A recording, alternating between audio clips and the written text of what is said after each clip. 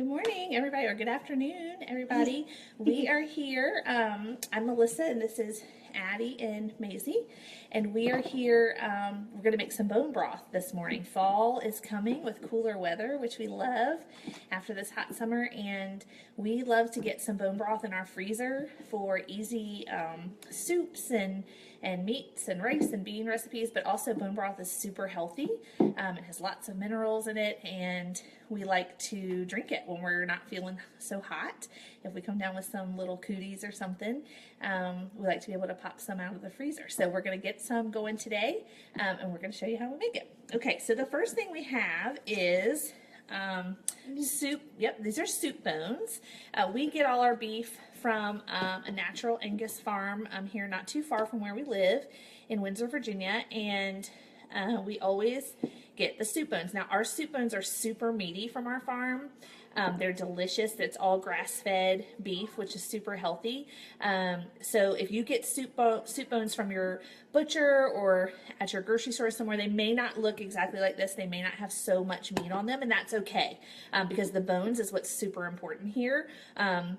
The bones from, you can do this with chicken too, or pork if you have it. The bones have lots of wonderful collagen and gelatin in them, and that is really healthy for us. So that's why we start with bones. Mine are totally frozen. We're going to do this in a pressure cooker, or you may have one called an Instant Pot, same kind of thing. This normally I would do it in the oven before I had my pressure cooker, and it would take pretty much all day to do in the oven and then on the stovetop, but we're going to be able to do it super fast in just about 90 minutes in the pressure cooker. So I'm going to put my bones in solid, and I have about 3 pounds here, so it's going to go right in. I have a 6-quart pressure cooker, so I'm going to do about 3 pounds of bones, and I'm just putting them right in there. Don't touch it. Yeah, we use paper towels so we don't touch the raw meat. So that's going to give us the minerals, like I said, from the bones. Okay, the next thing we're going to do is put in a bunch of veggies. So the first thing we have are carrots. We're going to use 3 whole carrots. They've been washed but not peeled. So we're just going to stick those in, May, wherever you can. But it's amazing how they're going to go in whole. Yeah, we're not cutting them all up like a veggie soup, are we? But how are we going to eat them with only 3? We have a big family. Show you. We do have a big family. Okay, next we're going to do celery, but we're only going to do about 4 stalks of celery ribs that we've washed and just kind of cut the ends off. Let's see, we might have to kind of shove them down in there because our bones are taking up a lot of space here. Let's see, oops, I'm going to break this one.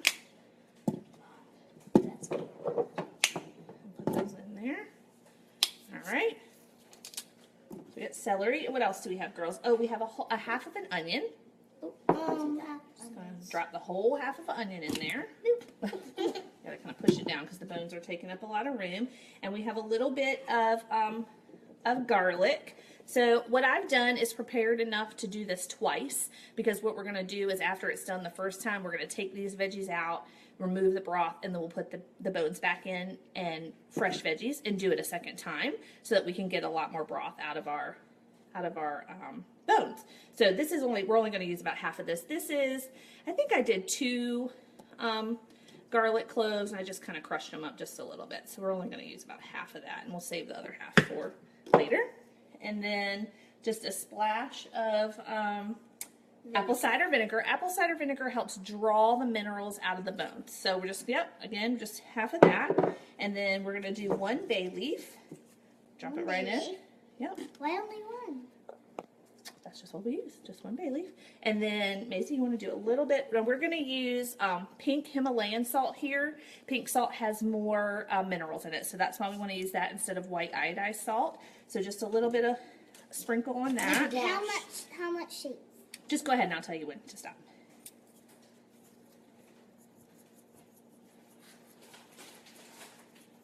Okay, that's good. It's raining. Okay, now the next thing we're going to do is fill our pot up about 2/3 of the way with water. So let me get that. I should have done that first. Here, Addie. Can you get me some water in there? So just fill it up with water. So while Addie's doing that, I just want to tell you a little bit more about why we do bone broth. I mentioned that we can use it to make soups. The broth that you get at the store in boxes or cans most typically has MSG in it, which we know is not good for us. There's a bunch of other junk in there.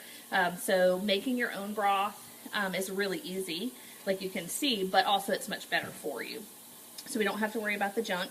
The minerals that are found in the bones are calcium, magnesium, and other trace minerals, and those are all important minerals for our diet, and we typically don't get enough of them.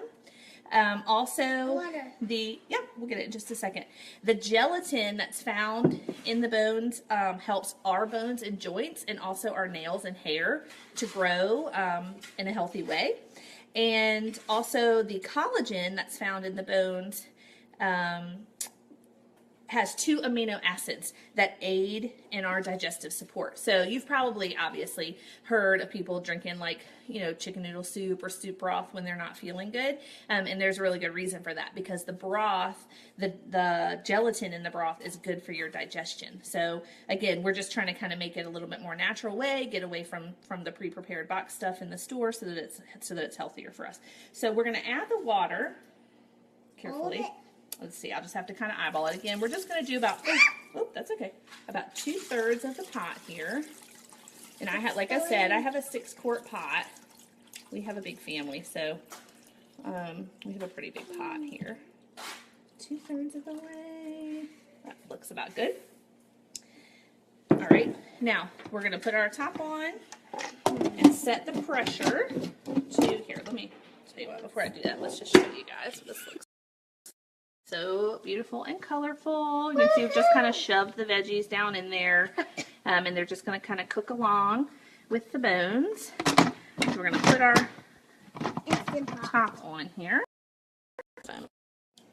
Okay, I'm going to put the top on.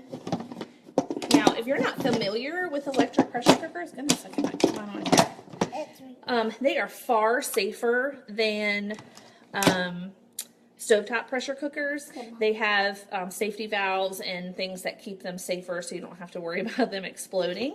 They do cook by pressure though, and so once it's kind of on, we don't really touch it until it's done, just to avoid any thing that could be scary or accidents. So we're going to put the top on. We're going to set it on the manual setting for 90 minutes, and then when I come back, what I'll do is let it cool just a little bit, and then pour it out, remove the broth, remove the veggies, then put the bones back in with the second set of veggies and more water, and do it again for 90 minutes. And so then by the end of, that half a day or so, we'll have all kinds of broth to go in the freezer. And I'll come back when it's time to do the second batch and show you guys how we store it after it cools. But once it cools, it's going to be kind of like gelatinous. It's going to be kind of thick.